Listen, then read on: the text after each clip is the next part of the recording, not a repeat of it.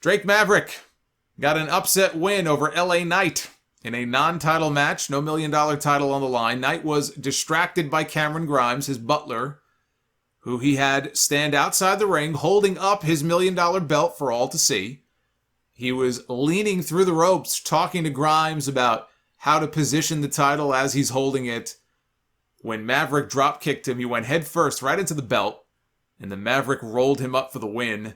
Knight jumped him after the match, beat his ass, and then he ordered Cameron Grimes to hit him. Grimes didn't want to do it. He went to go leave, and Knight stopped him, and he reminded him, he said, look, we had a deal. You lost. I won. Now you've got to do what I say. And Grimes was conflicted, but he ended up punching Maverick in the mouth. He was distraught over what he did. LA Knight is such a great prick. And Cameron Grimes has become this great sympathetic figure, so when he finally snaps and he sheds the butler gear, yeah, it's like when Daniel Bryan shed the skin of the Wyatt family. When he sheds this butler gear and he challenges for the title again, he'll be a huge babyface. People want to cheer for this guy. And I stand by the comments I made a few weeks ago when I said that Cameron Grimes, I believe, is the closest thing that this company has right now to a Daniel Bryan babyface. The fans organically got behind Daniel Bryan on their own. They cheered for him until WWE management had no choice but to take notice and push him because they genuinely liked him and they wanted to see him do well. And I think Cameron Grimes could end up going to the main roster one day, and if he can overcome whatever shit they throw at him, because he's not a big guy. And this is the thing that a lot of people have to understand about these NXT stars. People say that Adam Cole, my God, Adam Cole, he's a 5-tool player. He has all the tools in the world to go and become a champion and a big, big star on Raw or on Smackdown. And I don't doubt that the company loves him. As far as being a representative of the company and doing media and never getting into trouble, he is the model employee, right? Or independent contractor. But I'm reminded of what Road Dogg said. And Road Dogg is somebody in NXT who is in a position of power. And he did some kind of interview a while back, and he made the comment where he was praising Adam Cole. Oh, Adam Cole's my favorite. He said if he had the size of a Karrion Kross, he would be the Universal Champion right now. And without even realizing it, he admitted, he kind of said the quiet part out loud, which is that Adam Cole is going to be held back by his size. Adam Cole is not a big person. Adam Cole is not a big man. And you put him in the ring on Raw or SmackDown against some of the people on that show. You put him in the ring with Sheamus. You put him in the ring with Drew McIntyre. You put him in the ring with Bobby Lashley. You put him in the ring with almost anybody. And it's going to expose him. And if you don't think Vince McMahon isn't going to take one look at that and give up on the guy on day one, then you have not been paying attention. That's why his call-up, if it ever comes, is the one that I'm concerned about the most. He may end up being a lifer in NXT. If I were him, I would... And he's got time probably left on his contract, from what I understand. So he's going to be there a while, but you're going to get to a point where you've exhausted your run in NXT. What do you do with somebody like an Adam Cole? I don't see him having a lot of success on the main roster. And it kills me to say it, but I don't see it. I almost think he would be better off leaving and going somewhere else. I just cannot envision Vince McMahon looking at this guy and thinking, I'm going to push him as one of my top heels or one of my top baby faces. And Cameron Grimes is another one. He's a smaller guy, but he's got this thing about him. He's got this intangible where I think he might be able to overcome that as the scrappy babyface that people get behind. I look at him and I see him as being the closest thing they have to that Daniel Bryan-esque type of almost like runty little babyface who, in spite of everything, ends up getting over and winning over the crowd. There's just something about him that makes you like the guy. We got our answer this week on whether Samoa Joe is cleared to return to the ring. The answer is yes. And we got pissed off Samoa Joe this week on NXT. The best Samoa Joe is a pissed off Samoa Joe. This guy's intensity is just off the charts. The final segment was Samoa Joe storming to the ring, wanting to know where Kross was. I thought maybe he was too ashamed to show his face after losing to Jeff Hardy in 90 seconds the night before. But then he popped up on the Tron. He was out in the parking lot holding a camera. He set it down on the ground, revealing an unconscious William Regal. And he asked Joe, who provoked who? And there was this great shot. They had lightning outside. As Cross was walking back to his car, there's this great big shot of lightning outside.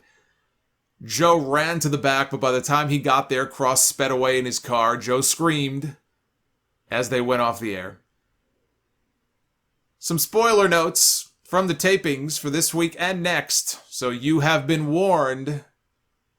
The match is now official. It will be Samoa Joe challenging Karrion Kross at TakeOver 36 on August 22nd for the NXT Championship. I guess William Regal has a change of heart at the tapings, letting Joe get Kross after what Kross did to him. This is going to be Joe's first match since February of last year. He's been out of the ring for a long time. Ridge Holland. There's a name you haven't heard me mention in a while. Ridge Holland returned to action at the tapings. He was with Pete Dunne and Oney Lorcan. I was shocked to see his name listed in these spoilers. I figured with the injuries that he suffered, he'd be gone for at least a year. It was last October when he caught Lorcan on a dive out to the floor and his legs just buckled. They gave out from under him. He suffered a dislocated ankle and fracture in his left leg and a knee patellar dislocation and ruptured patellar tendon in his right leg. So he did quite a bit of damage to himself in both legs. This guy must have been working his ass off to come back that soon. I saw at the time when we saw him on television last year, if you remember, I said that I saw a little bit of Brock Lesnar in him. Just physically in his appearance and the way he moved around. I was pretty high on him before he got hurt. I'm hoping that now it's not a case where these injuries are going to cause some kind of permanent, lasting, damage or change in how he is able to perform. Because if he can pick up where he left off, he was showing flashes of something. So it'll be good to get him back on the roster. And it's finally happening.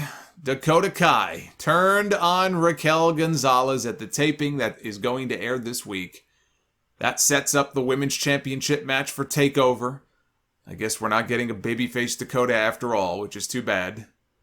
NXT is going to be airing on Sci-Fi each of these next 2 weeks due to the COVID Olympics, which is too bad because the NXT numbers have been rising the past few weeks, and this is definitely not going to help.